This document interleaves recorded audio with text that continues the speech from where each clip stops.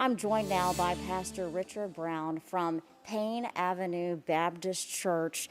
The church sits not even a block from Austin East Magnet High School. You are one of the faith leaders joining Pastor Daryl Arnold tonight. You were leaving the church when you saw the police, the law enforcement present, and officers heading to the school yesterday.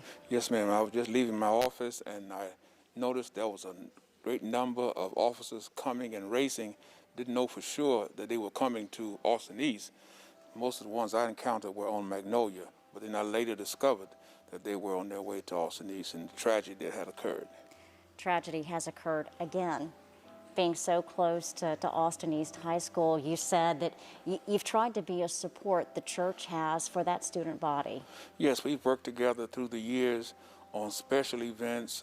We were in the process before COVID hit of adopting Austin East as our school of mission and ministry. We work with other schools in the area, but being as close as we are to Austin East, we know the principal and some of the other faculty that are there, so we have been involved with Austin East through across the years.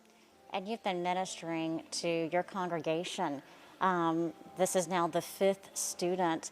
I imagine your congregation is hurting and like so many, wanting answers and resolve. As we all are, we are disturbed, we are hurting, we are seeking for answers, and we are just reminding our faith community and the members of our congregation that Christ is sufficient for every crisis that we encounter. So as we pray, we must also be willing to and ready to rise from our knees and engage in some tangible aspects to bring about, hopefully, a safer environment, to encourage our young people to continue to pursue education, and to assist where we can in subduing the violence. And what are you hoping for tonight? Tonight, I'm just grateful to Pastor Arnold for allowing us to come. He shared with me and asked if I would work with him in doing this.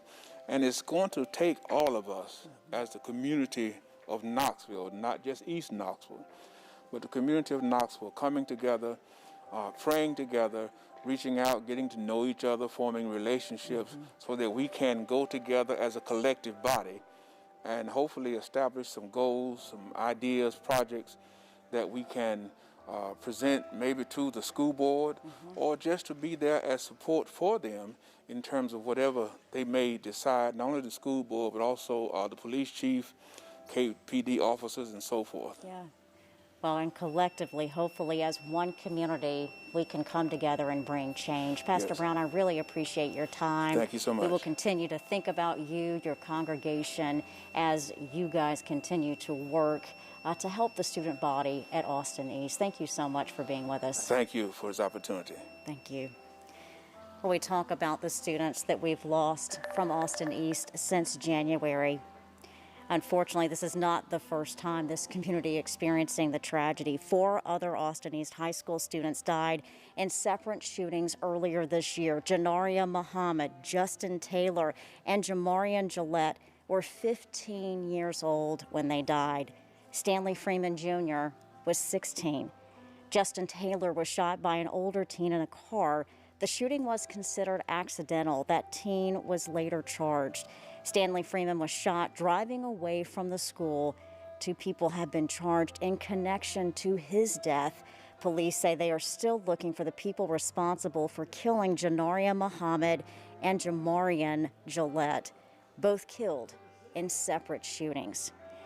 Now, KPD is still asking people to come forward with information about these killings. You can call the tip line on your screen, and remember, you can remain anonymous when you call in your tip.